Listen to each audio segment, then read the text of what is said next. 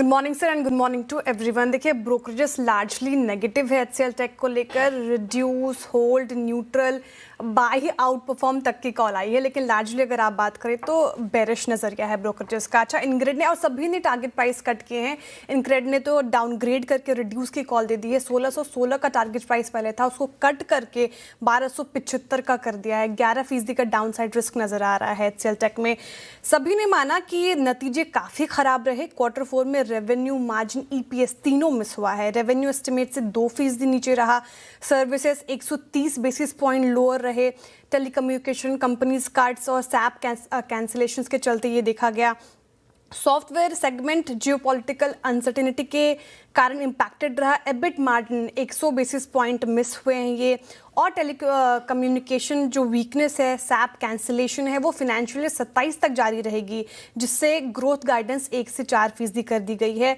Forex gains को sales और AI में रीइन्वेस्ट करेगी कंपनी, जिससे मार्जिन एक्सपेंशन भी अगर आप देखें तो वो लिमिटेड रहेगा।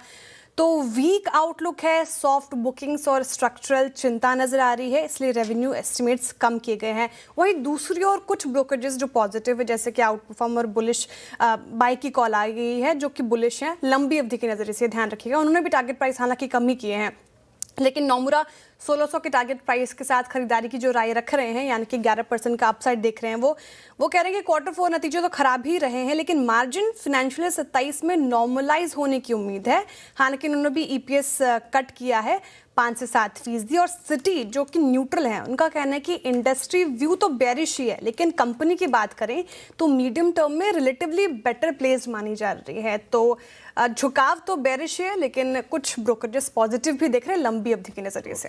परसिस्टेंट पे ब्रोकरेजेस काफी मिक्स्ड हैं, थोड़ा पॉजिटिविटी की तरफ टिल्ट है। सेल से आउट परफॉर्म और जेपी मॉर्गन ओवरवेट के कॉल के साथ टारगेट प्राइस ठीक ठाक दिया है उन्होंने। 6520 का टारगेट प्राइस सेल की तरफ से आया है, यानी कि 21% का अपसाइड पोटेंशियल परसिस्टेंट सिस्टम पर।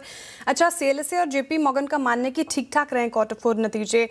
Software as a service companies के लिए स्लो डाउन फेज था। एआई डिफ्लेशन के बावजूद स्टडी नंबर रही है। रेवेन्यू, ऑर्डर्स और प्रोडक्टिविटी में कंसिस्टेंट ग्रोथ देखने को मिली। हालांकि हाई लाइसेंस सेल्स के चलते एबिट मार्जिन मिस हुआ है, और फिनेंशियल 27 का जो उनका टारगेट था, रेवेन्यू टारगेट, वो क्वार्टर 4 तक एनुअलाइज होने की उम्मीद है। वहीं जेपी मॉर्गन कह रहे हैं कि हेल्थ केयर सेगमेंट से सपोर्ट मिला है। एबिट मार्जिन 17% और फिनेंशियल 27 के लिए 16 से 17% का टारगेट है। अगले 3 सालों में फास्टेस्ट ग्रोइंग कंपनी मानी जा रही है परसिस्टेंट सिस्टम, इसलिए अब बुलिश नजरिया। वहीं कुछ ब्रोकरेजेस थोड़ा बैकफुट पर है, यानी कि न्यूट्रल साउंड कर रहे हैं। उनके target price current market price के आसपास ही हैं। उनका मानना है कि फिनेंशियल 27 आउटलुक थोड़ा सॉफ्टर रहेगा। टॉप क्लाइंट्स की वीकनेस को बिना ऑब्वियसली मार्जिन इंपैक्टेड रहेंगे, और वैल्यूएशन भी काफ़ी हाई मानी जा रही है, इसलिए थोड़ा न्यूट्रल की कॉल। HCL वैम पे तो काफ़ी पॉजिटिव है ब्रोकरेजेस, और सिटी साथ ही जेफरीज की रिपोर्ट आ गई है। सिटी ने तो 1525 तक के टारगेट प्राइस रखे हैं, 1300 के टारगेट प्राइस जेफरीज की भी तरफ से आए हैं। सिटी यानी कि 37% का अपसाइड देख रहे हैं 361 वैम में। अच्छा, क्वार्टर 4 परफॉर्मेंस काफ़ी स्ट्रांग रही है, ऐसा ब्रोकरेजेस का मानना है। रिजिलियंट रही है, टफ मार्केट के बावजूद स्ट्रांग नंबर्स डिलीवर किए हैं कंपनी ने। Core PBT 2% quarter on quarter basis और 29% साल दर साल बढ़ी है, जबकि फिनेंशियल 26 में 22% ग्रोथ रही थी। और strong transaction revenue multi asset model की ताकत दिखाते हैं, अच्छी चीज़ है। और जेफरीज का मानना है कि नेट फ्लोज नॉर्मलाइज हुए हैं। ARR AUM quarter on quarter basis 2% घटा है, लेकिन साल दर साल अगर आप कंपेयर करें तो यहाँ पर भी नंबर बढ़े ही हैं 26% के करीब करीब। तो मार्केट वोलेटिलिटी के बावजूद 361 वैम ने अच्छे नतीजे पेश किए, और स्पेस से नंबर्स अच्छे ही आ रहे हैं, तो रखिए रडार पर। साथ ही आपने साइन DLM कहा, यहाँ पर भी जेपी मॉर्गन की जो रिपोर्ट है काफ़ी बुलिश है। 400 के टारगेट प्राइस आए हैं। क्वार्टर 4 नंबर्स जो है वो मिक्स्ड रहा। रेवेन्यू मिस हुआ है, लेकिन मार्जिन्स इंप्रूव हुए हैं, ये चीज़ अच्छी लगी। रेवेन्यू साल दर साल गिरा है, लेकिन क्वार्टर क्वार्टर बेसिस अगर कंपेयर करें तो वो भी ठीक है। और साथ ही उनका मानना है कि फिनेंशियल 27 में करीब 20% रेवेन्यू ग्रोथ की उम्मीद है।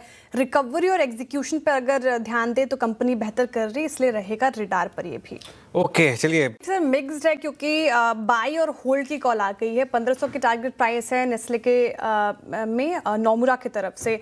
उनको काफ़ी अच्छे लगे हैं नंबर और वो हमने कल स्क्रीन पे देखा था, vertical rise after result. Q4 performance strong रही है, ऐसा नोमुरा का मानना है। वॉल्यूम और प्रोडक्ट मिक्स 20% बढ़े हैं, जबकि सेल्स 22.5% के करीब करीब अप रहे। ऑपरेटिंग प्रॉफिट मार्जिन की बात करें तो 26% से ज़्यादा तक एक्सपैंड हुए हैं, डिस्पाइट हायर एड स्पेंड, यानी कि एड पर खर्च कर रही थी कंपनी, उसके बावजूद ये प्रॉफिट मार्जिन पर बढ़ोतरी देखने को मिली है, वो अच्छी चीज़ है। ऑपरेटिंग प्रॉफिट भी 28% साल दर साल बढ़ा है, तो नंबर्स काफ़ी अच्छे लगे हैं नोमुरा को। HSBC को भी नंबर्स बहुत अच्छे लगे हैं, वही चीज़ें उन्होंने भी दोहराई। 4 में से 3 सेगमेंट में डबल डिजिट ग्रोथ रही है। कॉस्ट कंट्रोल के चलते एबिटा 18% बीट हुआ है।